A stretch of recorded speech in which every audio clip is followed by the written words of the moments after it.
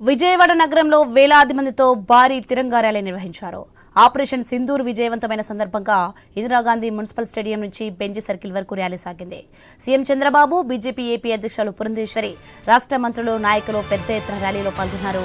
జాతీయ సమైక్యత, సమగ్రత చాటేలా విద్యార్థులు గీతాలాపన చేశారు. జాతీయ జెండా చూడగానే దేశభక్తి, ఉద్వేగం ఉప్పొంగుతాయని సీఎం చంద్రబాబు అన్నారు.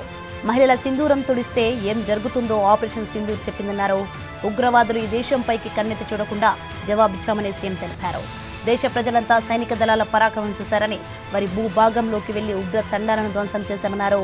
దేశ రక్షణలో 25 కుర్రాడు మురళీ నాయక్ మనకు స్ఫూర్తి అని అన్నారు. ఉగ్రవాదులు ఎక్కడ ఉన్నా అంతం చేయాలని మోదీ సంకల్పం తీసుకున్నారని, భారత్పై దాడి చేస్తే అదే వారికి చివరి రోజు అవుతుందన్నారు. భారత్లో జరిగిన ఉగ్రదాడులన్నింటిలో పాకిస్తాన్ హస్తం ఉందని డిప్యూటీ సీఎం పవన్ కళ్యాణ్ అన్నారు.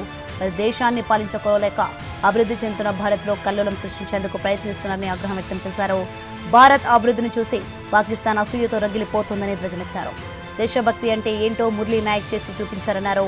ఇలాంటి సమయంలో ప్రధాని మోదీకి అండగా ఉంటామన్నారు.